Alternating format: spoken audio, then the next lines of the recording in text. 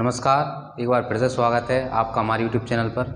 Friends, आज का जो हमारा टॉपिक है क्लास 10th का 4th चैप्टर है क्वाड्रेटिक इक्वेशन, जिसके नियम हम बोलते हैं द्विघात समीकरण। तो समीकरण क्या होते हैं? बेसिकली जिनके बराबर में कोई एक्सप्रेशन है उसके बराबर में जीरो लगा दो या फिर इक्वल का साइन लगा दो तो वो क्या रहता है? आपका समीकरण रहता है। ठीक है, इधर देखो, यहाँ पर जैसे मैंने लिखा x² + 2x + 1 बराबर 0, तो यहाँ पर ये क्या है आपका? बताओ क्या है? समीकरण। क्या है? समीकरण। अब यहाँ पर द्विघात समीकरण क्या होता है? जिसमें चर की अधिकतम घात कितनी होती है? 2 होती है, यानी 2 होती है। चर की पावर यानी वेरिएबल की पावर कितनी होती है? 2। तो उसको क्या बोलते हैं हम? द्विघात समीकरण बोलते हैं। ठीक है, ऐसे एक और एग्जाम्पल देखो, यहाँ पर 3x² + 4x + 2 बराबर 0, तो ये भी क्या है आपका? एक द्विघात समीकरण है। क्या है? द्विघात समीकरण। यहाँ पर चर आपका क्या है? चर क्या है यहाँ पे? वेरिएबल। आपका वेरिएबल यहाँ पे क्या है? x है ना। तो यहाँ पर इसकी अधिकतम घात कितनी है? 2। तो यहाँ पर ये क्या हो गया? द्विघात समीकरण हो गया। ठीक है, इसकी एक्सरसाइज अब मैं 1.1 आपको दोबारा करवा रहा हूँ ना, इसकी 1.1 में करवा रहा हूँ, सॉरी 4.1। डस्टर कहाँ गया? देखो, आगे समझ में द्विघात समीकरण किसे कहते हैं। ठीक है, अब इधर देखो, हमारा जो पहला क्वेश्चन है वो दिया है, जांच कीजिए कि क्या निम्न द्विघात समीकरण है। तो यहाँ पे क्या दिया है? देखो इधर क्या दिया है? x + 1 का स्क्वायर। यहाँ पे देखो क्या दिया है? x + 1 का स्क्वायर, फिर क्या दिया है? 2 × x - 3। यही है ना, है ना। तो यहाँ पर देखो, अब किसी भी द्विघात समीकरण, अब यहाँ पर हमको बताना है द्विघात समीकरण है कि नहीं है। देखो इधर मैंने उस दिन आपको बताया था, क्या बताया था? यहाँ पर एक फॉर्मूला लगेगा a + b का होल स्क्वायर। क्या होता है इसका फॉर्मूला? a² + b² + 2ab, यही होता है। यहाँ पर देखो, a की जगह पे क्या है? x, और b की जगह पे क्या है? 1। ठीक है, यहाँ पर देखो, अब इसको एक्सपेंड करेंगे, खोलेंगे इसको, तो यहाँ पे x² + 1 का स्क्वायर + 2, फिर ए बी आता है। क्या आता है? A B. तो ए की जगह क्या है? x, और बी की जगह क्या है? 1। अब यहाँ पर इधर देखो, 2 का × x में करेंगे तो क्या हो जाएगा? 2x, और 2 का 3 में करेंगे तो क्या हो जाएगा? -6। आए समझ में? तो यहाँ पर इसको सॉल्व करेंगे, x² + 1, देखो 1 का स्क्वायर क्या होता है? 1 है ना, प्लस का 2x, और इक्वल में क्या है? 2x और -6। ठीक है, x² इसको हम थोड़ा जमा लेते हैं, 2x + 1, इधर क्या है? 2x - 6। अब 2x को मैं इधर लेके आऊँगा, x² + का 2x + का 1 माइनस का 2x हो जाएगा, और इधर ये -6 है तो ये किसका हो जाएगा? प्लस का। बराबर में क्या बचेगा? 0। तो यहाँ से देखो, ये प्लस वाला और ये माइनस वाले दोनों कैंसिल हो जाएंगे, तो आपके पास क्या बचेगा? x², 1 और 6 कितना हो जाएगा? 7 बराबर 0। तो ये क्या द्विघात समीकरण है? बिल्कुल है। क्या है? द्विघात समीकरण। ठीक है, आए समझ में? आ गया? तो फ्रेंड्स, ये था हमारा फर्स्ट क्वेश्चन। इसमें हमको ये बताना था कि निम्न, ये जो आपका ये क्वेश्चन है, ये द्विघात समीकरण है कि नहीं। द्विघात समीकरण मैंने बता दिया, जिसमें चर की अधिकतम घात कितनी होती है? 2, उसे हम क्या बोलते हैं? द्विघात समीकरण बोलते हैं। इसको हमने सॉल्व किया, इसमें ये वाला फॉर्मूला लगा, a + b का होल स्क्वायर। a की जगह पर यहाँ पर x है, और b की जगह पर क्या है? 1। आगे समझ में? ठीक है, तो फ्रेंड्स, हमारा सेकंड क्वेश्चन है, इसको भी हमको बताना है कि ये द्विघात समीकरण है कि नहीं। तो यहाँ पर सिंपली हमको दिख रहा है, ये यहाँ पर x की पावर यानी चर की पावर कितनी है? 2। तो ये द्विघात समीकरण, लेकिन फिर भी हम इसको क्या करेंगे? सॉल्व करेंगे। यहाँ पर देखिए आप, यहाँ पर x² - 2x तो ऐसा ही रहेगा। यहाँ पर -2 का × इसमें करेंगे तो आपको पता है, देखो यहाँ पर 2 का × इसमें 3 में करेंगे, और फिर 2 का × इसे x में करेंगे, लेकिन माइनस का भी × इसमें साथ में करते चलेंगे। तो यहाँ पर -2 है और यहाँ पर प्लस का 3, तो माइनस प्लस क्या हो जाता है? माइनस। क्या हो जाता है? × में माइनस प्लस क्या हो जाता है? माइनस, और माइनस क्या हो जाता है? प्लस। तो यहाँ पर माइनस प्लस है तो ये क्या हो जाएगा? माइनस, और 2 3 कितना होता है? 6, 2 3 कितने होते हैं? 6। अब यहाँ पर माइनस क्या हो जाएगा? प्लस, और यहाँ पर 2 का × x में करेंगे तो क्या हो जाएगा? 2x। ठीक है, अब यहाँ पर अब हम इसका क्या करेंगे? पक्षांतरण करेंगे। क्या करेंगे? पक्षांतरण। देखो इधर, यहाँ पर x² - 2x तो ऐसे ही रहेगा। अब यहाँ पर -6 है, इधर 6 जो है माइनस का, इधर आएगा काय का हो जाएगा प्लस का, और ये प्लस का 2x इधर आके माइनस का हो जाएगा, बराबर में क्या बचेगा 0। यहाँ पर देखिए एक्स स्क्वायर ऐसा ही रहेगा। अब यहाँ पर देखो -2x और -2x कितना हो जाएगा, माइनस का 4x, कितना हो जाएगा माइनस का 4x, और इधर कितना बचेगा प्लस का 6, बराबर में कितना हो जाएगा 0। तो यहाँ पर ये द्विघात समीकरण है, ठीक है, द्विघात समीकरण है, क्योंकि यहाँ पर चर की पावर कितनी है 2 है ना, तो यहाँ पर ये क्या है द्विघात समीकरण है, ठीक है, नोट कर लो। तो फ्रेंड्स अब और जो क्वेश्चन है वो बिल्कुल जो मैंने 2 क्वेश्चन करवाए हैं बिल्कुल सेम मेथड से होंगे। अब यहाँ पर एक अलग क्वेश्चन है, यहाँ पर x + 2 का होल क्यू है और यहाँ पर 2x x² - 1 है। इधर देखो, तो यहाँ पर 2 फॉर्मूले लगेंगे, एक तो लगेगा a + b का होल क्यू, क्या होता है aq + bq प्लस का 3ab × a + b कोष्टक के अंदर, और एक और फॉर्मूला लगेगा a² - b²। तो ये क्या होता है, एक कोष्टक में प्लस वाला आता है और एक कोष्टक में माइनस वाला। यहाँ पर 2 फॉर्मूले लगेंगे, इधर देखो ना 2 फॉर्मूले लगेंगे। तो यहाँ पर पहले हम ये वाला फॉर्मूला लगाएंगे, x a की जगह क्या है x और b की जगह क्या है 2, ठीक है। तो यहाँ पर देखो x का क्यू प्लस 2 का क्यू प्लस का 3 फिर x × 2 फिर क्या आएगा a + b यानी x + 2।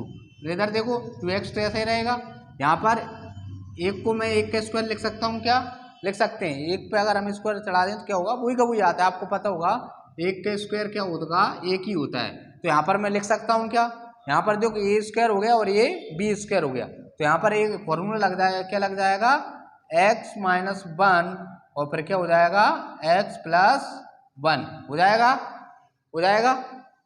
अब इधर देखो, अब यहाँ पर इसको सॉल्व करते हैं, x³ प्लस का 8 प्लस का क्या आ जाएगा 6x और x + 2, और यहाँ पर क्या है 2x x - 1 और x + 1, ठीक है। अब यहाँ पर इसको आप चाहो तो आगे सॉल्व कर सकते हो, लेकिन यहाँ पे हमको अभी आगे हल करेंगे, ठीक है, इसको आगे हल करेंगे। क्या होगा x³ प्लस का 8 6x² हो जाएगा, ठीक है, क्या हो जाएगा 6x² आ रहा है समझ में, 6x का x में गुणा करेंगे क्या होता है 6x² प्लस का 2 छक्के कितना होता है 12x, है ना।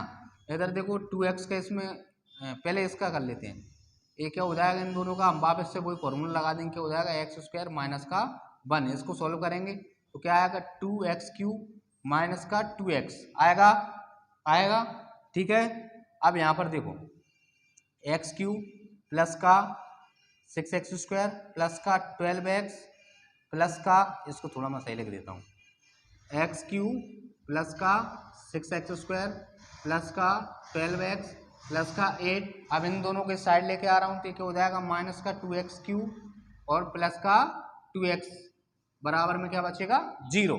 अब यहाँ पर देखो, यहाँ पर 6x² है, 6x² वाला कोई पद नहीं है, यहाँ पर देखो माइनस का 2x² है और x³ है, यहाँ पर लेकिन x³ जो है 2x³ है, यहाँ पर ये माइनस का, इसलिए इसको इसमें से माइनस करें तो क्या आएगा माइनस का x³ आएगा और प्लस फिर क्या आएगा 6x² और फिर यहाँ पर 2x और 12x जुड़ जाएगा, कितना हो जाएगा 14x और प्लस का 8 बराबर में 0। तो क्या ये द्विघात समीकरण है, क्या बताओ मुझे, यहाँ पे चर की घात कितनी आ गई 3, तो ये द्विघात समीकरण नहीं है, ये 3 घात वाला समीकरण है। तो इसको लिख देंगे हमें, ये द्विघात समीकरण नहीं है फ्रेंड्स। तो बाकी जो प्रश्न है वो बिल्कुल ऐसे ही हैं, सेम टू सेम। हम नेक्स्ट इसमें जो एक्सरसाइज में है वो नेक्स्ट वाले अब मैं करवाता हूँ। हो गई स्टार्ट, हाँ। तो फ्रेंड्स हमारा एक्सरसाइज 4.1 का ये क्वेश्चन नंबर 2 है। एक आयताकार भूखंड का क्षेत्रफल 528 मीटर स्क्वायर है, क्षेत्र की लंबाई चौड़ाई के दुगने से 1 अधिक है, तो भूखंड की लंबाई और चौड़ाई ज्ञात कीजिए। तो यहाँ पर पहले मैं आपको बता दूं, देखो आयत क्या होता है। आयत मैंने उस दिन बताया, तो समझो आयत क्या होता है, जिसमें आमने सामने की भुजाएं क्या होती हैं बराबर होती हैं, उसे हम क्या बोलते हैं आयत बोलते हैं। मतलब जिसके आमने सामने की 2 भुजाएं, यहाँ पर मान के चलो अगर ये 10 मीटर है तो नीचे वाली भी कितनी होगी 10 मीटर, और ये 5 मीटर है ये वाली, तो इसके सामने वाली भी कितनी होगी 5 मीटर, ठीक है। इसमें एक फॉर्मूला लगेगा, वो क्या होता है, आयत का क्षेत्रफल का फॉर्मूला होता है। क्या होता है आयत का क्षेत्रफल का फॉर्मूला, बताओ। हाँ, लंबाई गुणा चौड़ाई, यही होता है इंग्लिश में L इंटू बी। यहाँ पर L फॉर लेंथ और B फॉर चौड़ाई। ठीक है, आए समझ में, आए समझ में आए। आयत क्या होता है, जिसमें आमने सामने की भुजाएं क्या होती हैं, बराबर, यानी ये भुजा इसके बराबर है तो ये वाली इसके बराबर होगी ना, ये दोनों भुजाएं बराबर होंगी और ये दोनों भुजाएं बराबर होंगी। ठीक है, ये आयत है और यहाँ पर आयत का क्षेत्रफल है। तो एक आयताकार भूखंड है, मतलब एक आयताकार एक जगह है, कोई प्लाट है, मान के चलो ये है, और इसका हमको एरिया कितना दिया है, 528 मीटर स्क्वायर, ये दिया हुआ हमको। और क्या बोल रहे हैं, क्षेत्र की लंबाई चौड़ाई की दुगनी से एक अधिक है। ठीक है, और यहाँ पर हमको भूखंड की लंबाई और चौड़ाई ज्ञात करना है, तो जो हमको नहीं दिया उसको हम मान लेते हैं। ठीक है, तो इसको पहले मैं रब कर देता हूँ, आए समझ में आपको। ठीक है, ये फॉर्मूला नोट कर लेना। ठीक है, यहाँ पर सबसे पहले जो चीज़ हमको नहीं दी है लंबाई और चौड़ाई, इसको हम मान लेंगे। तो देखो इधर, माना भूखंड की चौड़ाई x मीटर है। ठीक है, भूखंड की चौड़ाई हमने क्या मान ली, x मीटर। अब यहाँ पर बोल रहे हैं लंबाई चौड़ाई की दुगनी से एक अधिक है, इसलिए इसकी लंबाई क्या होगी, बताओ। इसकी लंबाई जो है, चौड़ाई तो ये है चौड़ाई, ठीक है, x है, इसका दुगना मतलब इसमें 2 का गुणा होगा, और इससे कितनी अधिक है, 1 अधिक है। तो यहाँ पर क्या हो जाएगा, 2x + 1, ये इसकी क्या आ गई, लंबाई। अब हमको मैंने अभी बताया था क्या होता है फॉर्मूला, आयत के क्षेत्रफल का फॉर्मूला क्या होता है, लंबाई गुणा चौड़ाई। तो देखो इधर, लंबाई का गुणा चौड़ाई में कर दो तो क्या आ जाता है आपका, आयत का क्षेत्रफल आ जाता है। तो आयत का क्षेत्रफल हमको कितना दिया है, 528 मीटर स्क्वायर, ये दिया है ना।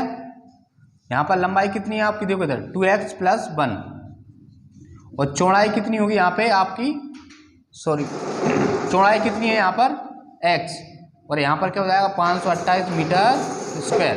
अब यहाँ पर देखो x का इंटू इसमें करेंगे तो क्या होगा, 2x² प्लस का x बराबर में क्या आएगा, 528 मीटर स्क्वायर।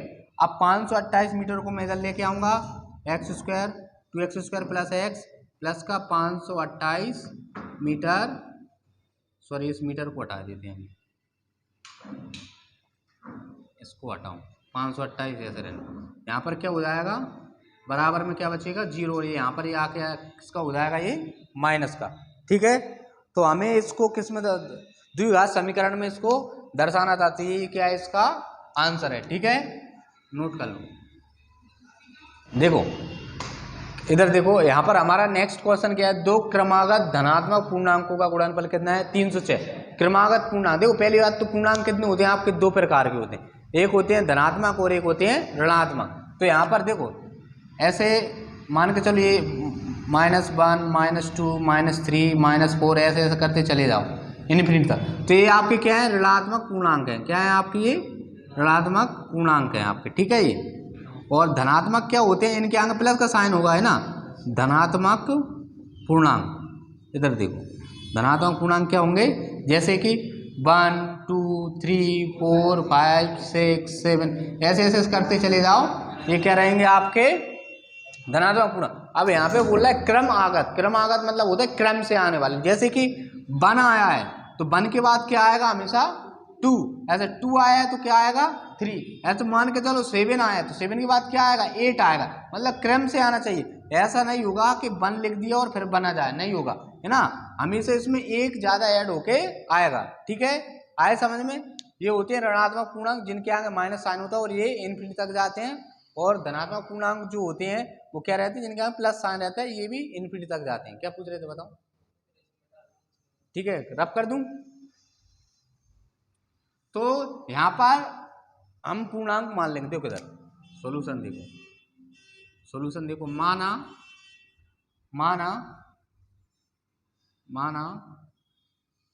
2 क्रमागत धनात्मक पूर्णांक x, अब देखो x आ गया, अब इसमें +1 आना चाहिए। मतलब यहाँ पर मान के चलो अगर ये 2 है तो 2 + 1 मतलब क्या आएगा 3, है ना, ऐसा ही होगा ना। तो यहाँ पर x आ गया और फिर क्या आएगा x + 1, ठीक है। अब यहाँ पर दिया है कि दो धनात्मक पूर्णांकों का गुणनफल कितना है 306, मतलब आप इन दोनों का गुणा कर दो तो आपका कितना आ जाएगा 306 आ जाएगा। सिंपली इसका मैं गुणा कर देता हूँ, x का x में गुणा करेंगे तो क्या हो जाएगा x² और x का 1 में गुणा करेंगे तो क्या हो जाएगा प्लस का x बराबर में कितना है 306। अब इस 306 को मैं इधर लेके आऊंगा तो एक आएगा हो जाएगा माइनस का हो जाएगा, किसका हो जाएगा माइनस का। ये हमको बताना था, ये द्विघात समीकरण में आ गया, ये आपका क्या है आंसर। इसको हम आगे भी सॉल्व कर सकते हैं गुणनखंड विधि से, जो मैंने आपको करवा दिया था, ठीक है। हमारा थर्ड क्वेश्चन कौन सा है, ये वाला।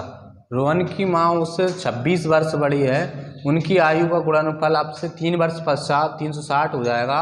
रोहन की वर्तमान आयु ज्ञात कीजिए। तो मैंने क्या बताया, जिसकी आयु ज्ञात करनी है उसकी हम क्या मानते हैं, उसकी कुछ ना कुछ वैल्यू हम मान लेते हैं, है ना। तो यहाँ पर सॉल्यूशन यहाँ पर हम मानेंगे, माना रोहन की वर्तमान आयु x वर्ष है, ठीक है। माना रोहन की वर्तमान आयु x वर्ष है, क्यों, क्योंकि यहाँ पर दिया है रोहन की वर्तमान आयु ज्ञात करना है। तो देखो, तो रोहन की माँ की आयु कितनी होगी बताओ, रोहन की माँ की वर्तमान आयु कितनी होगी, कितनी होगी, देखो उनकी आयु का गुणनफल आपसे 3 वर्ष पश्चात 360 हो जाएगा। ये नहीं, यहाँ पर देखो रोहन की माँ उससे 26 वर्ष बड़ी है, हाँ, तो क्या हो जाएगा x + 26। मान के चलो अगर रोहन अभी कितने 10 साल का है तो उसकी माँ उससे कितनी बड़ी होगी 26 साल बड़ी होगी, तो वो कितनी साल की हो जाएगी 36 साल की हो जाएगी, ठीक है। यहाँ पर हमने मान लिया रोहन की माँ की वर्तमान आयु कितनी है x + 26, आए समझ में, ठीक है। अब प्रश्न अनुसार देखो, प्रश्न अनुसार क्या बोल रहा है, उनकी आयु का गुणनफल आपसे 3 वर्ष पश्चात 360 हो जाए। देखो 3 वर्ष पश्चात बोला है, अगर बाद में बोले तो हमेशा हम क्या करते हैं प्लस, और पहले बोलता है तो क्या करते हैं माइनस, ये पता है आपको, ठीक है। तो यहाँ पर देखो बाद में, पश्चात मतलब होता है बाद में, 3 वर्ष पश्चात उनकी आयु का गुणनफल कितना होता है 360।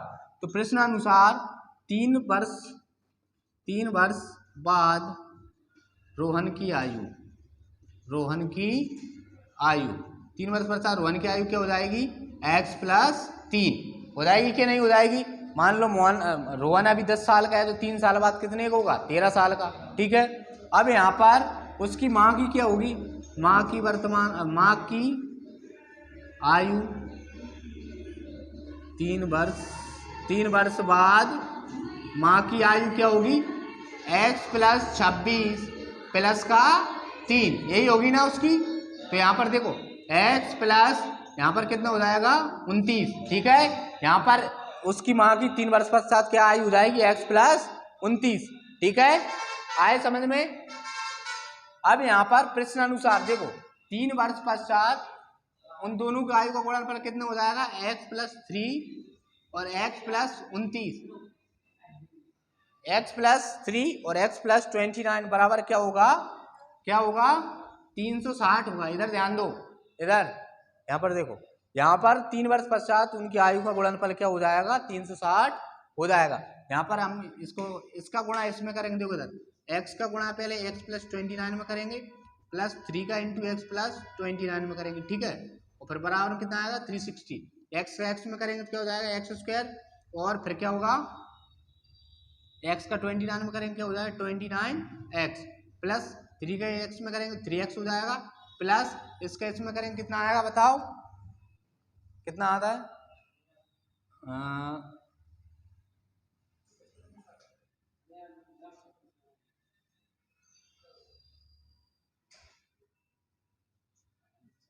नहीं 1 मिनट 87 आएगा। 3 का इंटू 29 में करेंगे कितना आएगा 87 आएगा, है ना, 87 आएगा, और बराबर में क्या रहेगा 360, ठीक है।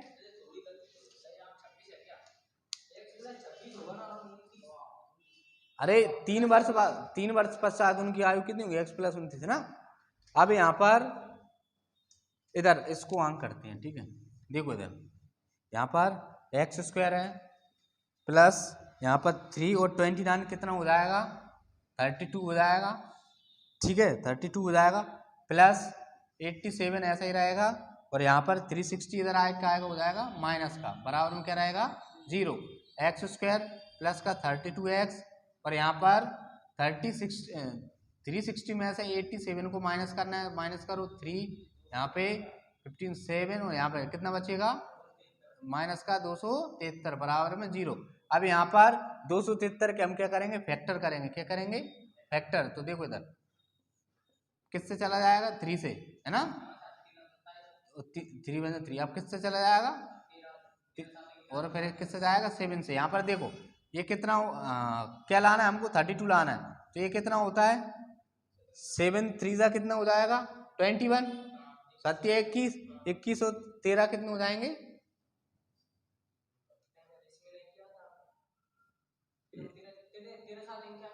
हाँ एक मिनट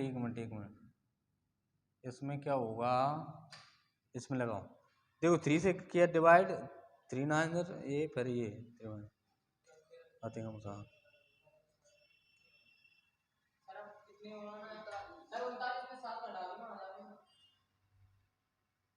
हाँ ठीक यहाँ पर 13 3 कितने होते हैं 39, 39 में 7 घटा देंगे 32 आ जाएगा ना।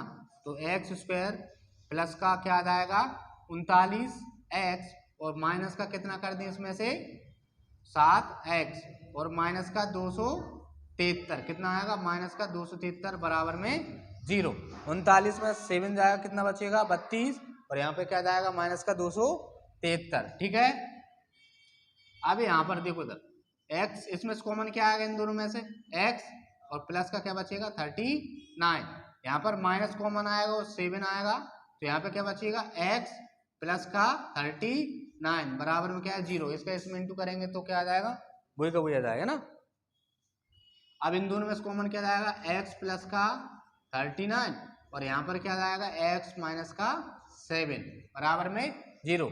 अब यहाँ पर इन दोनों को 0 के बराबर रखेंगे, x प्लस 39 बराबर क्या आ जाएगा 0, और x माइनस 7 बराबर क्या आएगा 0, ठीक है। इधर देखो समझो, अब यहाँ पर x का मान यहाँ पर कितना हो गया माइनस का 39, इसको हम निगलेक्ट कर देंगे ना, इसको छोड़ देते हैं, क्योंकि आपकी जो एज रहती है वो माइनस में नहीं रहती है, ठीक है। तो यहाँ पर x बराबर कितना आ जाएगा 7, कितना आ जाएगा 7।